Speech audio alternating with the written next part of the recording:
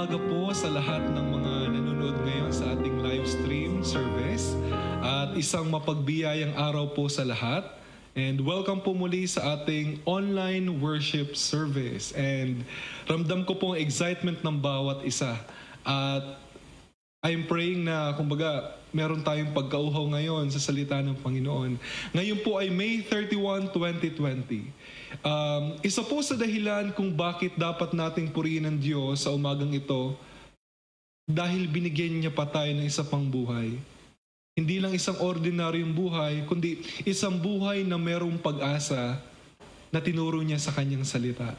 Kaya po ngayong umaga ay awitin po natin ang isang awitin na alam ko pong malapit sa inyong mga puso na binuo ni Eliza E. Hewitt noong 1887. Isa po itong awit na nagpapakita na dapat tayong sobrang maging masaya dahil sa ating Panginoon at tagapagligtas ang Panginoong Jesus. Awitin po natin itong There is Sunshine in My Soul.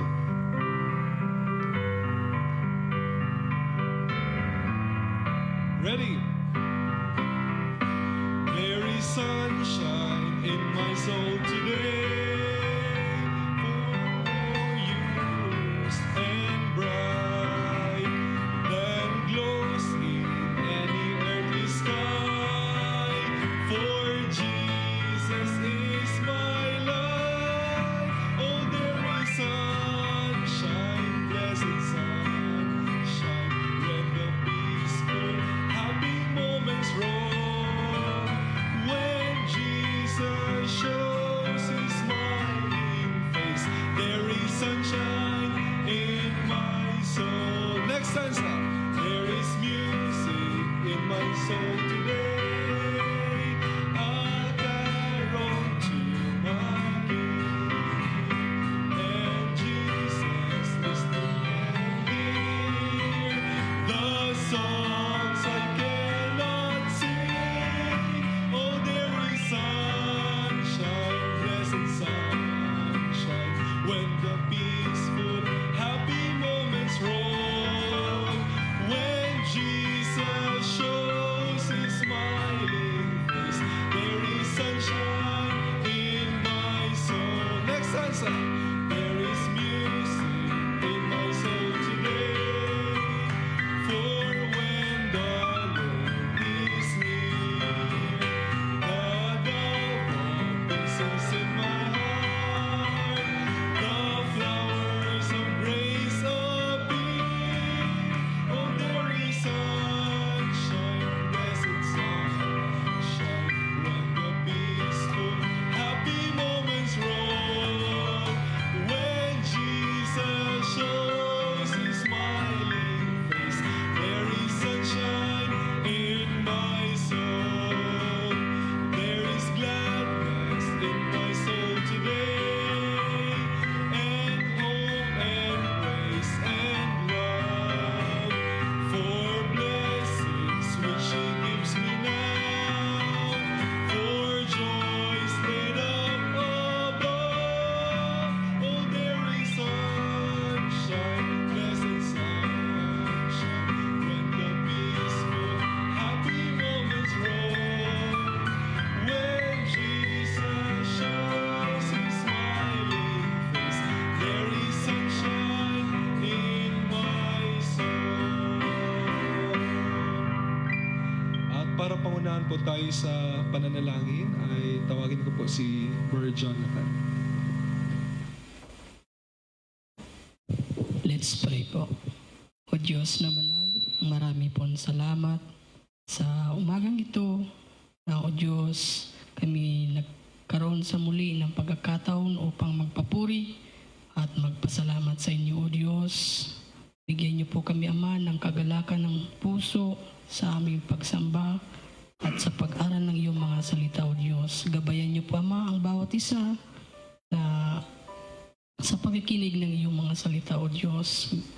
At bless niyo rin po ang gawain ito na patnubayan niyo po ang bawat isa na iyong gagamitin sa oras na ito.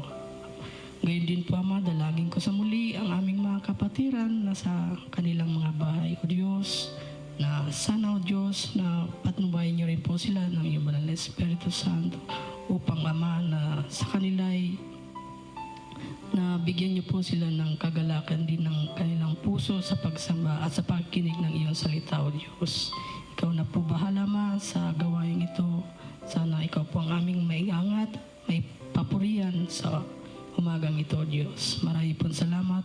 Ito po ang aming samot dalangin sa pangalan po ng aming Panginoong Hesus. Amen. Thank you po, Brother Jonathan. One of the blessing po na pwede nating mapakinggan ngayong umaga ay ang mga bagay na ginawa po ng Diyos sa buhay ng kanyang mga lingkod. At ngayon po ay mapapakinggan po natin ang isang missionary mula sa lugar ng Pulangi. At pakinggan po natin si Pastor Danny Berunyo para sa kanyang testimony po. Magandang araw sa inyo po at ako po ay magpapahatid at magsasabi kung ano po ang kalagayan namin. At nagsimula po ang lockdown na ito na talagang may counting pag-worry dahil talagang zero po kami. Ibig sabihin, talagang walang-wala. So, ang tanging pera lang namin ay yung aking tawag niyan sa bangko, maintaining balance. Nagsimula po yung March 15 ng lockdown. So, ang ginawa ko po ay winidraw po ko yung kalahati. At pag unang linggo na wala ng service, and in the following week, wala talagang inaasahan. Pero, kinuha ko po yung sa maintaining balance at pagdating po ng first week ay may kapatiran pong nagpahatid ng counting sintabo. Kaya may blessing po at nadugtong. At yun na. Ipinakita lang ng Diyos na siya po ang magpo-provide ng talagang pangangailangan. Ano po? Kaya itong lockdown nito ay malaking realization sa gawain ng Panginoon dahil ipinakita niya na siya po ang may hawak ng lahat. At maging sa mga kapatiran namin ay dito sa Pulangi na-realize yung kabutihan ng Diyos. Ano po? At paglipas ng mga araw, linggo-linggo, ay parang pinagdudugtong-dugtong ng Panginoon yung aming pangangailangan bilang isang mga pamilya kami dito. Yung mga kapatiran, walang makapunta dito sa church. Talagang kinulong po kami dito sa basod ng barangay captain. Walang makalabas, walang makapasok. Maliban sa isang tao, sa isang pamilya, sa mahigit po ng isang buwan. Ako lang po ang nakakalabas, mahigit isang buwan. Tapos after 1 month, si Ilit pumilit na rin dahil hindi ako marunong mamalingki eh. Kaya, pero ang kabutihan ng Panginoon ay binagdugtong-dugtong yung pangailangan namin. At ang IBC Naga ay within 2 months ng lockdown ay nakapag-send naman ng isang bisis ng monthly support. Kaya yun, nakadugtong din yun sa aming pangangailangan. And ang blessing po mga kapatid, maging yung mga kaibigan ko na ibang mga pastor na hindi naman tumutulong sa akin dito sa Pulangi ay may mga tulong na ipinapaabot. Kaya po, parang after 2 months, hindi na namin naramdaman na kami ay naka-lockdown dahil ang Panginoon talaga nag-provide na ng pangangailangan. So, ang inyong tulong sa panalangin at sa iyong sinuportan nyo sa amin ay naging blessing po. So talagang itong panahon nito ay malaking realization sa kabutihan ng Diyos. Kaya mga kapatid, wala tayong ibang dapat gawin, magpanalanginan at magtulungan. Ito po yung panahon para tayo magtulungan sa isa't isa. Ano po? Itong sinabi sa Galatian, ano po? Huwag tayong manghinawa sa paggawa ng mabuti. Magtulong tayo sa lahat ng mga tao, lalong-lalo na sa household of faith, sa mga kapatiran. At sa mga manggagawa, magtulungan po tayo kung sino yung meron, tulungan yung wala. So salamat at patuloy po tayong manalangin na itong pandemic nito ay matapos na at makapagpatuloy po tayo sa paglilingkod sa gawain ng Panginoon. Maraming salamat at patuloy tayong magpanalangin sa ito. Pagpalain tayo ng Panginoon. Magandang araw sa inyong lahat. Yan, marami pong salamat, Pastor Danny. Blessing po ang inyong share na testimony. Ano po? So, at marami din pong members ang nag-comment na they are so blessed na marinig po ito. Yan. Isa po sa greatest timeless truth na meron ng Bible is that once saved is always saved. At dahil po dyan, God is encouraging us to send the light to those who have no hope, to those who feel unloved, and to those who don't know the Lord. At awitin po natin with all conviction ang awiting Send the Light.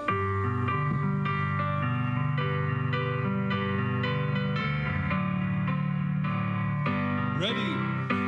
There's a call comes ringing o'er the restless wave. Send the light, send the light. There are souls to rescue, there are souls to save. Send the light, send the light, send the light. The blessed gospel light, let it shine from shore to shore. Send the light, the blessed gospel light, let it shine forevermore. We have heard the Macedonian call today. Send the light, send the light, and a golden offering at the cross we lay. Send the light, send the light, send the light, the blessed gospel light, let it shine from shore to shore.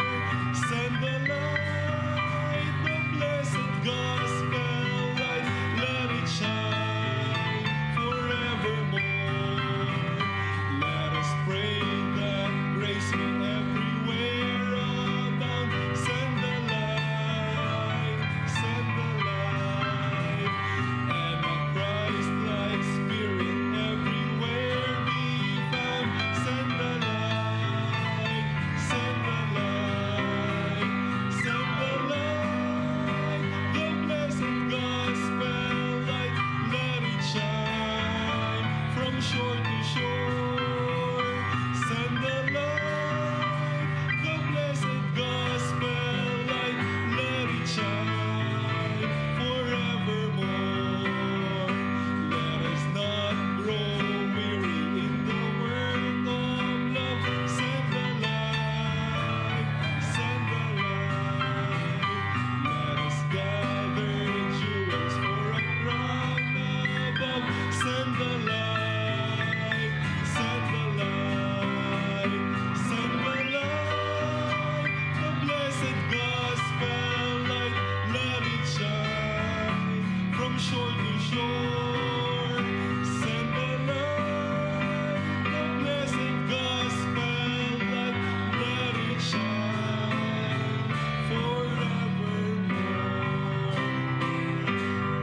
Yan, let us prepare our heart and be excited po as we listen to the Word of God. Pastor Let po para sa ating message. Magandang umaga po sa lahat.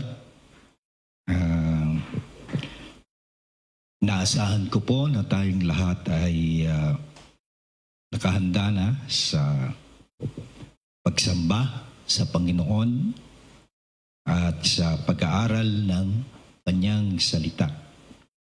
At ngayon pong umaga ay atin pong babasahin ang isang talata na madalas na po ninyong nakuhaan ng biyaya, nakuhaan ng inspiration. Marami na hong mga mangangaral na ginamit po ito ng talagang malaman at mapagpala.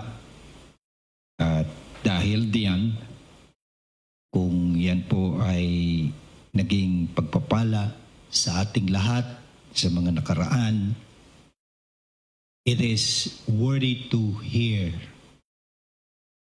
The blessed message comes from this verse, a single verse that we are going to read sa 1 Corinthians chapter 15, reading verse 58. 1 Corinto 15:58. Ang sabi po rito sa Tagalog, kaya nga mga kapatid kong minamahal, kayo'y magsitatag, huwag makilos na laging sumasagana sa gawa ng Panginoon. Yamang nalalaman ninyo na hindi walang kabuluhan ang inyong gawa sa Panginoon. Sa King James Version, verse 58, therefore, my beloved brethren, be ye steadfast, unmovable, always abounding in the work of the Lord, for as much as you know that your labor is not in vain in the Lord. Pagpalain po ang pagkabasa ng salita ng Diyos. Salamat, Ama. Sa pagkakataong ito, muli kami ay makakadulog sa iyo at makakahingi ng mabiyayang tulong mo na kahit kaunting karunungan, bigyan mo po kami upang sa ganon, maintindihan po namin ang mensahe na aming huhugutin, Panginoon Diyos, dito po sa talatang aming binasa. Samahan mo po kami anuman ang kalalagayan ng bawat isa. Anuman, Panginoon Diyos, ang sitwasyon, saan man kami naroroon, ang iyong salita ang siyang diretsahang makapangaral sa bawat puso namin. Sa pangalan ni Jesus, ito ang aking dalangin. Amen. Ang message title po ngayong umaga, simply the growing Christian. Bago po tayo dumako doon sa ating outline, hayaan ko munang ang bawat isa ay himay-mayin natin ng kaunti ang ilang mga salitang nasabi po, nabanggit po dito sa talata. Let's begin to walk through the verse praise by praise, ika nga. Unang-una, yung salitang sabi po rito ay therefore. Sa Tagalog, kaya nga dahil dito, ano po ito? Ang word na therefore, ito po ay tumutukoy sa kabuuang konteksto, kabuuan nilalaman ng chapter 15 na mayroong 58 verses. Ano po ang tinutukoy ng salitang therefore? Ito po, kung may time po kayong basahin ang buong chapter, makikita po natin, diniinan ni Apostol Pablo yung certainty of the resurrection of Jesus Christ. Pangalawa, diniinan din ni Apostol Pablo yung reality of salvation. Yung kahalagahan at katotohanan ng kaligtasan ng isang tao. Pansinin po ninyo sa unang bahagi, unang talata, binigkas po ni Apostol Pablo ang talatang ito na sinasabi niya sa verse 1, ngayon nga'y ipinatatalastas ko sa inyo, mga kapatid, ang ebanghelyo na sa inyo'y aking ipinangaral na inyo namang tinanggap, na siya naman ninyong pinananatilihan. Napakaliwanag po, na yung ipinangaral ni Apostol Pablo, yung ebanghelyo na tinanggap ng mga Kristiyano, ng mga tao, na sila po'y nanatili sa mensaheng ito, sa mensahe ng ebanghelyo. Alam natin na ito po ay tumutukoy sa kamatayan ng ating Panginoon, pag-ibig ng ating Panginoon, kaligtasang inaalok o inalok ng ating Panginoon na tinanggap ng mga tao. Kaya naman sila'y tinaguriang mga Kristiyano. At sila po ay nananatili sa pangako ng kaligtasan ng ating Panginoon. At hindi lamang po yun, Apostle Paul emphasized the doctrine of the resurrection of Christ. Yung certainty of resurrection. Notice in verse 4, sa Tagalog, at siya'y inilibing at siya'y muling binuhay ng ikatlong araw ayon sa mga kasulatan. So, mga kaibigan at mga kapatid ko sa Panginoon, kayo na mga nakikinig, si Apostol Pablo po ay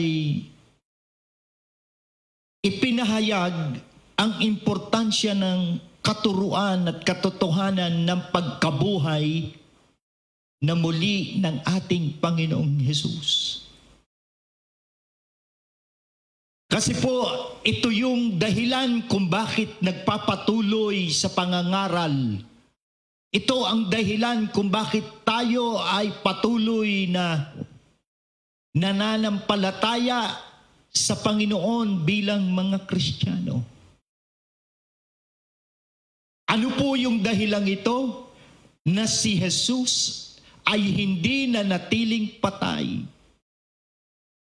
Salamat sa Panginoon. At pansinin nyo rito sa verse 14, the same chapter. At kung si Kristo ay hindi muling binuhay, ay walang kabuluhan nga ang aming mga pangangaral. Wala rin namang kabuluhan ang ating mga pananampalataya. Diyan po isinasalig ng ating Apostol Pablo, diyan po bumabase si Apostol Pablo bago niya ibigay yung mga hamon para tayo lumagong Kristiyano. Doon sa kasiguruhan ng kaligtasan, malinaw na itinuturo at malinaw na ang Panginoong Hesus ay nabuhay na maguli. Walang kwenta ang ebanghelyo, walang kwenta yung balitang si Jesus ay namatay, nailibing, at pagkatapos ay walang nangyari, hindi siya nabuhay na maguli. Wala na pong pinakawalang saysay na buhay. Yung buhay pagiging Kristiyano na nakasalig sa walang certainty of the resurrection of the Lord Jesus Christ. Pero salamat sa Diyos, ang ating pananampalataya, ang ating pagpapatuloy sa pangangaral ay nakasalig sa isang matatag na katuruan. Matatag na sinasabi ng banal na kasulatan that this is our foundation. Dahil na-conquer ng Panginoon ang kamatayan, na-conquer ng ating Panginoon ang kasalanan at kaaway na si Satanas, kung kaya't napakamakabuluhan ang patuloy na paglilingkod natin sa Kanya. Dapat ho ay palagi tayong may ganyang doctrinal declaration, ika nga. Bakit ho? Because our belief determines our behavior. Apektado ng ating paniniwala ang ating asal o ugali. Yung salitang therefore, medyo marami na pong mapapag-usapan diyan. Sapagkat yung therefore ay tinutukoy yung context. Tinutukoy ang kaligtasan binigay ng ating Panginoon. Tinutukoy yung pagkabuhay na maguli ng ating Panginoon. Pansinin naman po natin yung pangalawang salitang my beloved. Mga minamahal. Sa bibig ni Apostol Pablo namutawi ang ganyang mga salita. Mga minamahal, sa kabila ng naging very rough sa kanya ang mga Corinthian believers na nag-aaway-away, walang respeto sa Lord's Supper, si Apostol Pablo'y nanatiling gumamit pa rin ng isang intimate terms, my beloved. Alam niyo po ba yung salitang yan? Yung beloved, sa Griego yan ay agape. Ang salitang ito ay siya rin ginamit ng Diyos Ama nung binautismoan si Jesus. Naalala po ninyo? Ang sabi ng tinig ng Ama, "This is my beloved Son. This is my beloved Son, in whom I am well pleased." So may malalim pong kahulugan ang salitang beloved. Mayroong malalim na kahulugan yung agape o agape na ginamit ni Apostol Pablo. And that teaches we are mothers to God no matter what. Amen? Tayo po, anuman ang background natin, anuman ang ating mga pinagdaanan, mga kaibigan at mga kapatid, maaari pa rin tayong tawaging beloved ng ating Panginoon. At pangatlong dapat ninyong tandaan, notice the word brethren, my beloved brethren, mga kapatid. Ang salitang brethren comes from the Greek word adelphos, na ang ibig sabihin, ito po ay nagre-refer doon sa salitang womb, sinapupunan o bahay bata ng isang ina. Ang pinalalabas po ni Apostol Pablo dito, nang gamitin niya ang salitang brethren, tayo po ay galing sa iisang sinapupunan. We are brothers and sisters with the same Father because of the new birth experience. Hindi ho lahat ng mga tao ay pumili na magkaroon nito. Kaya po tayo ay patuloy na nangangaral, kaya po tayo patuloy na nag-share ng Ebanghelyo para piliin nila itong maranasan ang kapanganakang muli. Kasi ho, talagang akala nila ang new birth experience ay isang relihiyon o isang pangalan ng grupo. Hindi po. Ang kapanganakang muli, ito po ay pagkilala sa ating Panginoong Hesus bilang ating sariling tagapagligtas. Mula po doon sa pagiging anak tayo ng nasa kadiliman, hindi po tayo nagkaroon ng ganitong pangalawang kapanganakan. Espiritual na kapanganakan. Totoong tayo'y pinanganak sa physical, and then if you really want to have the promise of eternal life, if you really want to have a true relationship with Christ, you got to be born again. Hindi po yan name ng grupo.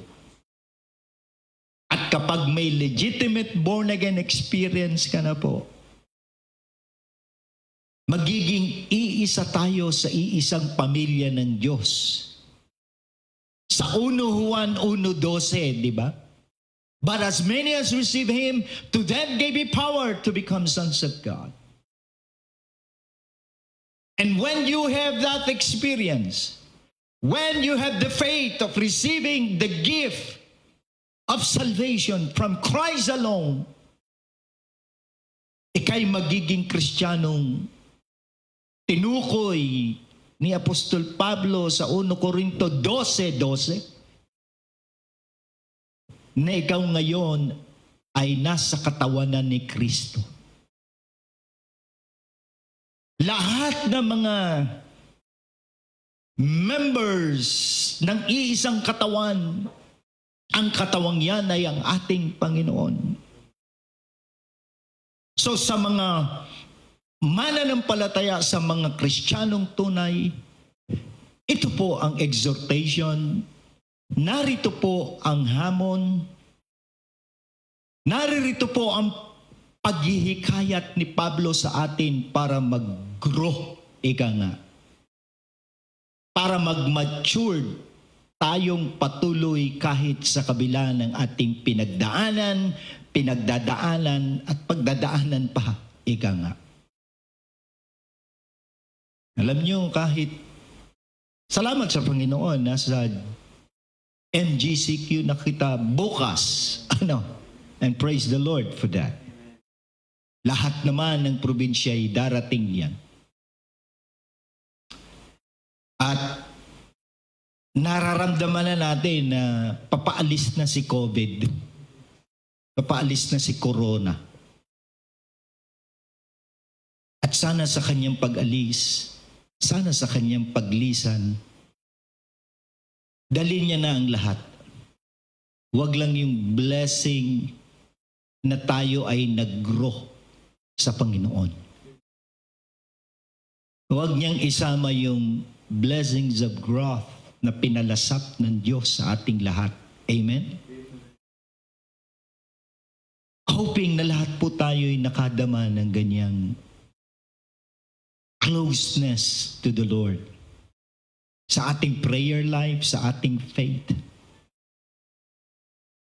Now, here's the 3 earnest exhortations in the Bible. In this single verse, be steadfast, be stable, and be sacrificial. Mula po dito sa verse 58, be ye steadfast, unmovable, always abounding in the work of the Lord, for as much as we know, your labor is not in vain in the Lord. Sana naririyan pa kayo, no? Ito na po ang outline. Kanina introduction pa lang. Alam ko, nangingiti kayo dyan dahil nangingiti ang mga kasama ko dito. So the first point is this. From that 3 exhortation of Apostle Paul, here's the first point. Let's see the standing firmness of the growing Christian. Yung katatagan ng isang lumalagong Kristiyano. Notice the words, be ye steadfast. Yan po ay nasa present imperative mode. Yan po ay nasa action word of command. Na ang ibig sabihin ay inuutusan tayo na magbigay ng emphasis in our Christian life na patuloy na maging matatag, to be remain settled, to be remain steadfast. Matatag na Kristiyano kahit may virus, tumatatag. Amen? Kahit may crisis, kahit may lockdown, kahit may circumstances, steadfast pa rin. Matatag, ika nga. Alam niyo, may maraming signs of maturity. But ang nagsistand out itong 4 na ito. Number 1, sa Tagalog, ang isang Kristiyano na may maturity, may growth, o patuloy na lumalago, ito yan, unang-una. Ang krisis ay hindi nakakaapekto sa kanya sa relasyon niya sa Diyos. Anong mang uri ng krisis sa buhay niya na dumalaw, anong mang uri ng bagyo, yun po, ang lahat ng yon, walang impact sa kanyang relationship in Christ. Ang sarap, ano? Pangalawang sign, sa kabila ng hirap, ang sabi po diyan, sa kabila ng hirap, nananatili pa rin ang tamang pananaw sa buhay. Positibo pa rin. Hindi positive sa COVID. Means, may sign, may plus sign ang kanyang pananampalataya. Anumang sitwasyon ng nararanasan ng Kristiyanong ito, meron pa ring kapayapaan. Maaaring mataranta pero sandali lang. Maaaring mag-worry pero sandali lang. Maaaring maging disappointed pero sandali lang. Maaaring ma-depress pero sandali lang. Mas maraming panahon yung mayroong kapayapaan. Sa kabila ng hirap. Mas lamang nakakaangat yung malinaw at saka matatag na pananaw sa buhay. Nakakalamang ika nga.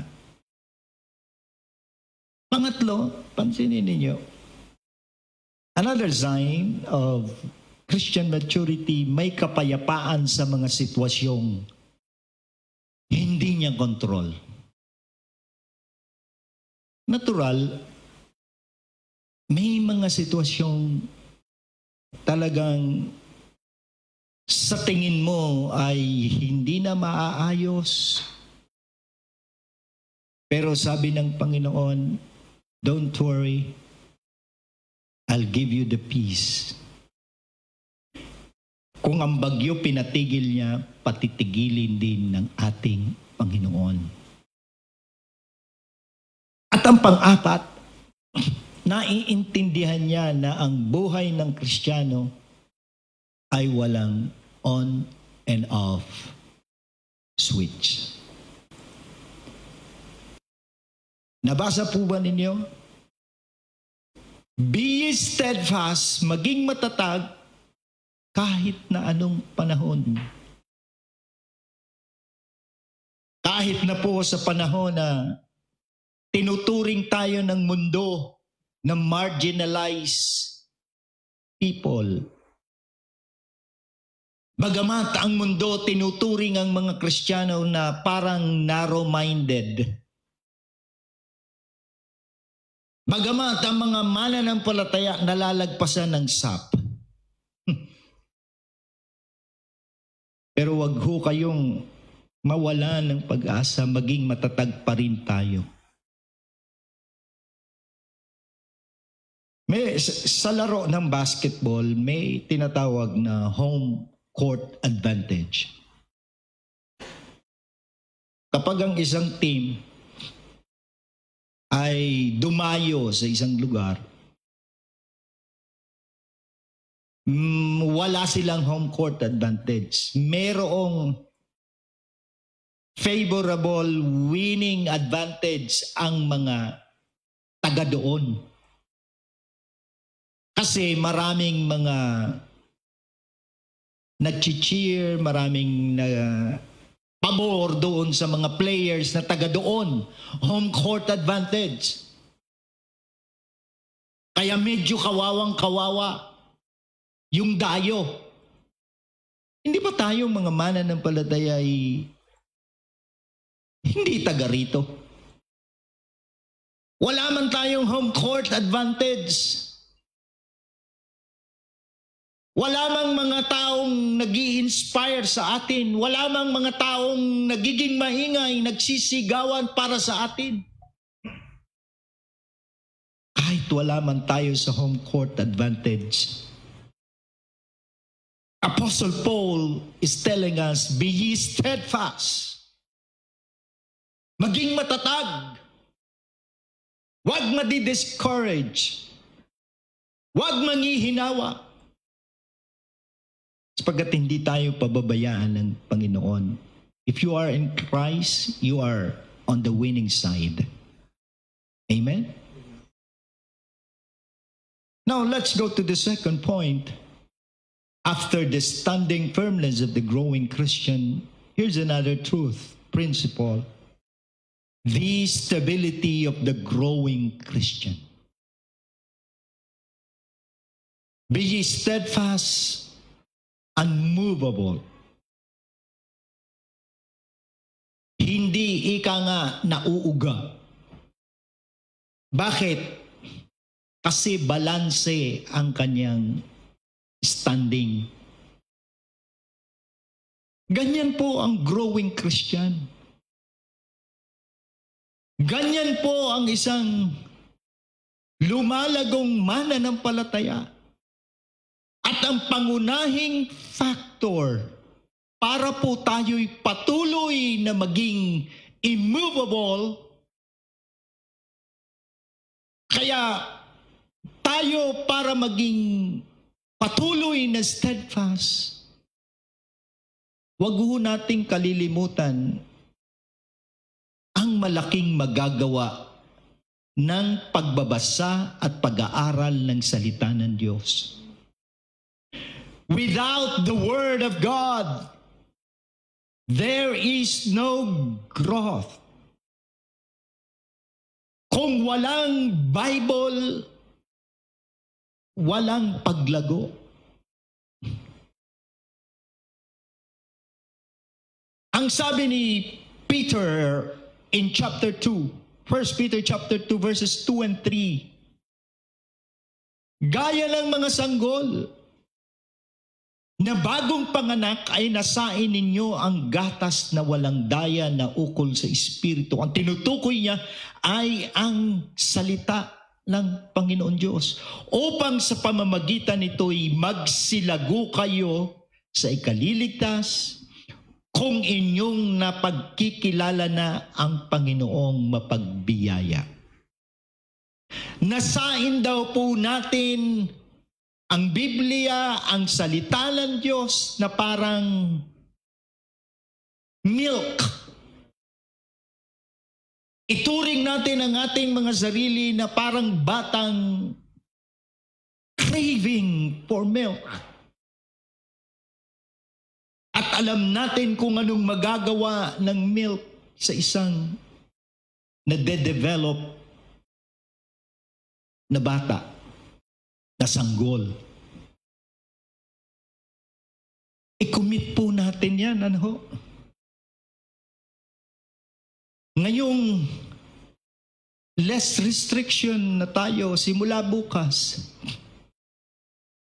Magiging busy na tayo dahil may trabaho na.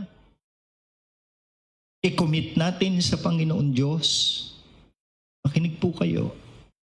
It is really beneficial to commit to the Lord na kung papaanong kayo'y nagkaroon ng maraming panahon sa pagbabasa ng salita ng Diyos.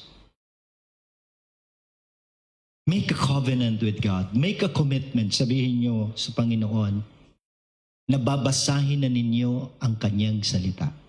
Nanasain yung parang gatas para tayo'y magguro.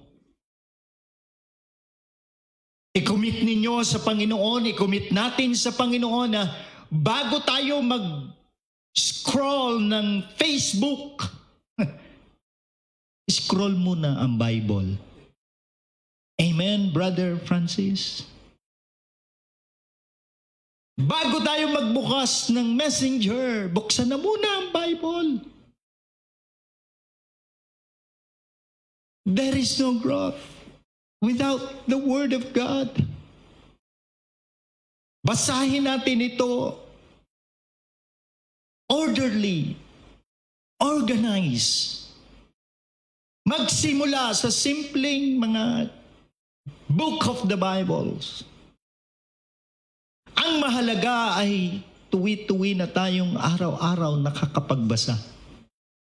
Hindi unknowingly when you read the Word of God, nagiging unmovable ka. Nagiging balanse ang direction o position mo bilang isang mananampalataya. Nagiging unmovable ang iyong trabaho, ang buhay mo sa trabaho nagiging unmovable. Ang buhay natin sa gitna ng mga problema, you know why? Because our lives are planted. Our lives are founded right here sa salita ng Diyos. Ito ang ilaw, ito ang liwanag, ito ang ating pundasyon, ito ang manual ng ating buhay.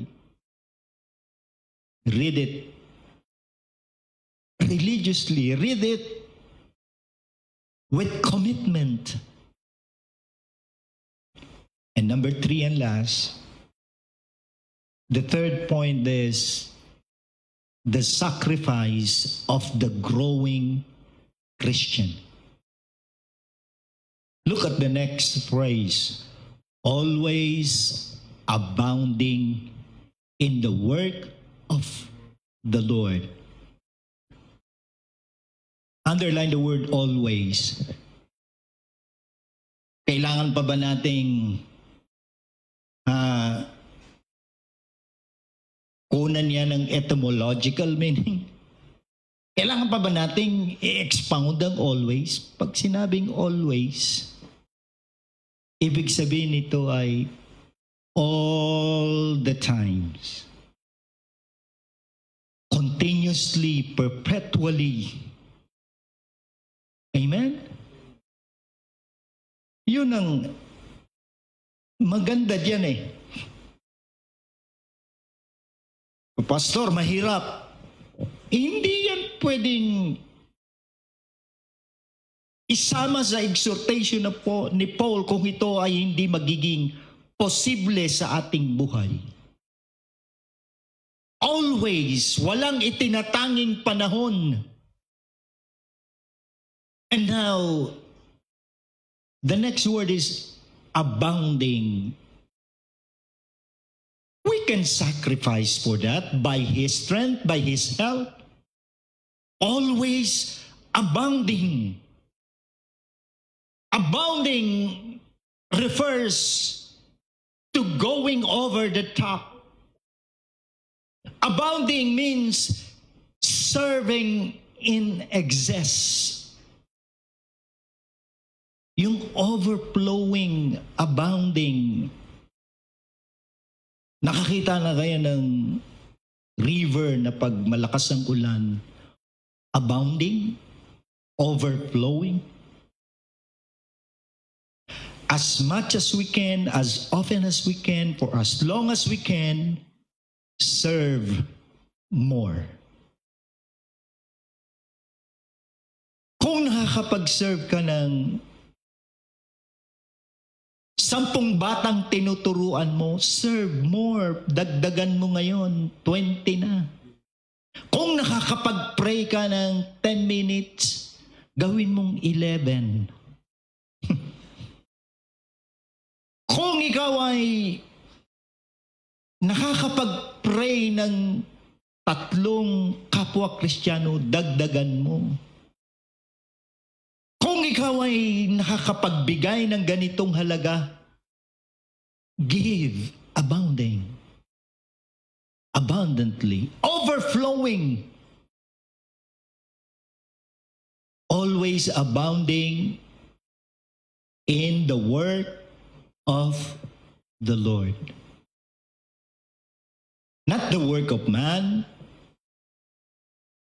but the work of the Lord. Not the work of the pastor, but the work of the Lord. Do you know that we are called to work? Ang paglilingkod sa Panginoon ay hindi madali. It is not always easy. Kaya yung salitang work, that refers an exerting energy and effort. Iniisip mo pa lang yan, gabi bago matulog, umaga pagkagising, iniisip mong mag-work sa Panginoon. Hindi para sa sarili, hindi para kung kanino pa man, because you want to grow in the Lord, you're serving. You are always abounding. Because it is the Lord's work, we are doing the work of the Lord. I like on the last line, knowing that in the Lord, your labor is not in vain. Lahat ng ating ginagawa in the Lord will last forever. Yung paglilingkod natin, yung ginagawa natin sa pangalan ng Panginoon, it's not going to be bounded by time, but it's eternal. It's forever. Meron kayong energy and effort that you exerted sa inyong trabaho, sa inyong pag-aaral, sa inyong negosyo, but if you failed to group all of them together at ginagawa nyo ito sa pangalan ng Panginoon, if you fail to acknowledge that, hanggang dito lang yan.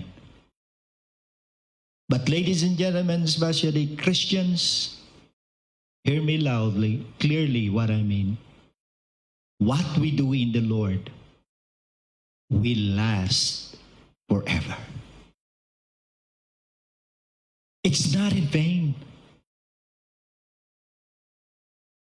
Kapag ikaw ay merong outreach o ministry sa bahay, yes, you can have that. Leading your kids, leading your family into the Lord, that's a ministry. If you have a ministry to your neighborhood, if you have a ministry at your workplace and in the community, you're making a difference. You're knowing that in the Lord, your labor is not in vain. When you gather, when you grow, when you give, and when you go, you're bringing glory to God and doing good to others. For my conclusion, let's read it again. Ng dahan-dahan, verse 58. Therefore, my beloved brethren, be ye steadfast, unmovable, always abounding in the work of the Lord. For as much as you know, we know that our labor, that our works is not useless. It's not in vain dahil ito'y sa Panginoon. And all God's people said, Amen. Panginoon, maraming salamat po sa iyo. Wala na po kaming masasabi pa sa daming pagpapala. Wala kaming sapat na salitang pwedeng sabihin, bigkasin. Yung kaligtasan na natamo namin sa iyo. Yung privilege, Lord, na kami po ay magguro. Yung privilege, Lord, na mabigyan niyo po kami ng pagkakataon na gamitin ang mga paraan, mga gamit, mga factors, just like the Word of God. This is our growth. This is our strength. This is our peace. Tulungan niyo kaming maging steadfast, unmovable, and sacrificial Christian. Hindi ito imposible dahil kasama ka namin, Panginoon. And we pray, dear God, as we leave the GCQ period or moment of our lives, hindi kami, Panginoon, magiging relax sa aming commitment to pray more, read more, give more, serve more, because this is your expectation to us. And by your grace, we will continue to love and serve you. And this we all pray in Jesus' name. Amen and amen. Salamat po sa inyong pakikinig. Salamat sa pagsusubaybay. Salamat, meron tayong tagapakinig sa Middle East, si Sister Meneses, at sa iba't ibang dako ng mundo, global tayo. Praise the Lord. Kaya kahit po meron na po tayong less restriction or nasa modified na tayo simula bukas, modified GCQ ay pinaplano po natin sukatin ang lugar na ito. Papasukat natin kay Brother Don Alvarez. At pagkatapos kukunin natin ang bilang na dapat lamang na ma-feel itong lugar na ito dahil mananatili po tayong yielding sa protocol or guidelines ng modified GCQ. Bawat upuan ay may pagitan ng 1 inch. Huwag naman 1 inch. Sarong metro, ika nga. So mamaya susukatin na yan, lalagyan ng mga mark or scotch tape or white tape, electrical tape para tapos ay that is going to be next Sunday, Lord willing, magpapalabas po ako ng mga guidelines, IBC guidelines in worshiping in a face-to-face worship service. Kami po ay mag-uusap-usap ng IBC IATF. Titingnan natin kung ano po ang pinaka-the best. Pero ang ilagay po ninyo sa inyong puso't isipan na tayo po susunod sa ordained government protocols. Pangalawa, tayo po ay gagawa ng intense discipline or intense activity and movement para maingatan natin ang ating mga sarili, maingatan natin ang kapwa. Ano po? And you pray for that. As I have promised na magre-rejoice tayo pag sama-sama na tayong muli. Kaya lang ay 50% pa rin. Paano tayo ang tawag diyan, paano tayo makakapag boodle fight? Magbo-boodle fight kami rito nung mga 50% tapos yung ibang 50%. And nabalitaan ko, pwede na lahat ay lumabas. Matanda, bata. So, aayusin lang natin dito sa ating church. So, yan po ang ating mga announcements. And do we have birthday celebrants? Oy, narito po si Sister Elsa Pelaez. Happy birthday sa iyo. Saan po siya nakatira? Nakatira siya kay Sister Jean. So, Sister Elsa, happy birthday. Uy, pati ba naman ikaw ay nagbe-birthday? Wow. Pastor Jimmy Laurelas, of course. Happy birthday. Ano yan? Senior citizen na ba ito si Pastor Jimmy? Mukhang nananahimik ka, ha? Hindi pa. Mas matanda lang yan sa akin ng 1 taon. Ano? O mas matanda ako, pero parang 63 na siya. Joke lang. Sister Annie Imperial, happy birthday. Hi. Batiin nyo naman sa ating mga comments. Happy birthday. At saka si Zera Dico. Wow. Young people natin. Happy birthday. So 3 po ang ating birthday celebrants. Tatawagin ko po itong isa sa mga disciples o disipulo ni Brother Francis. Okay? Para awitan ng birthday song ang ating mga kasama dito. Umawit po tayo ng happy birthday para sa kanila. Happy birthday to you.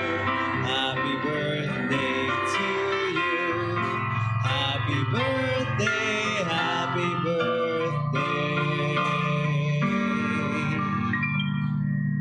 Happy birthday to you. Christian version po. Happy birthday to you. Only one will not do. And it means salvation. How many have you? Happy birthday po ulit. Salamat, Brother George. At mas magaling mag-compass. May compassion. Mas mahusay ka kaysa sa iyong discipler na si Brother Francis. At mas nasa tono ka kaysa. Hindi, nagbibiro lang ako. Ganyan talaga minsan kapag nagdi-disciple ka ng isang tao, dumarating ang panahon na nag-grow, tumitibay, hindi ni-disciple mo at mas nalalagpasan pas ang disciple. Just keep on going. So, what will be our extra? Do we have one? Papakanta. Alright, yan ang ating extra. I love to tell the story. The story of God's love, the story of sacrificial of the Lord Jesus Christ para po tayo ay makakilala sa Panginoon.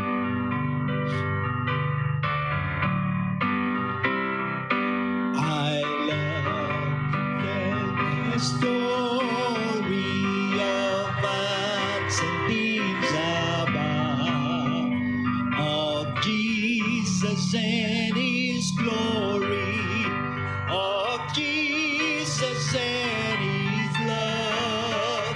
I love to tell the story because I know this truth.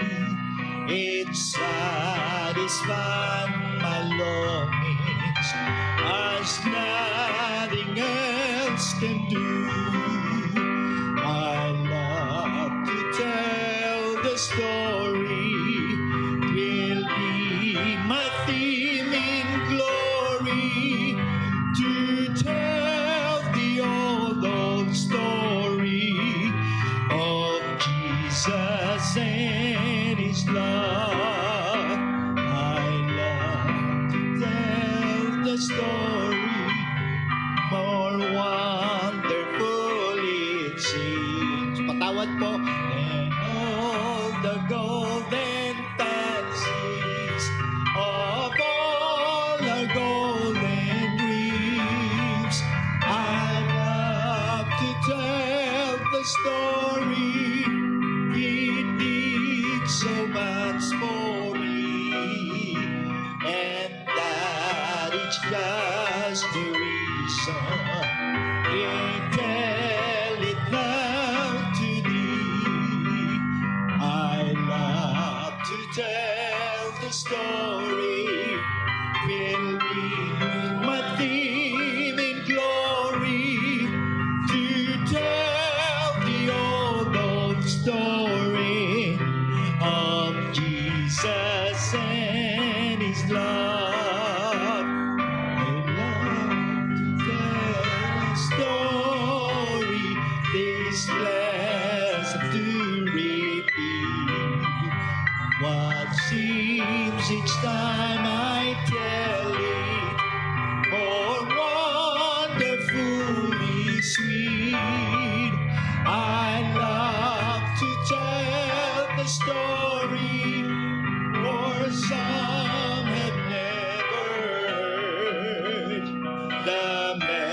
message of salvation from God's unholy word. I love to tell the story. Will be my theme in glory to tell the old story. All together of Jesus and His love.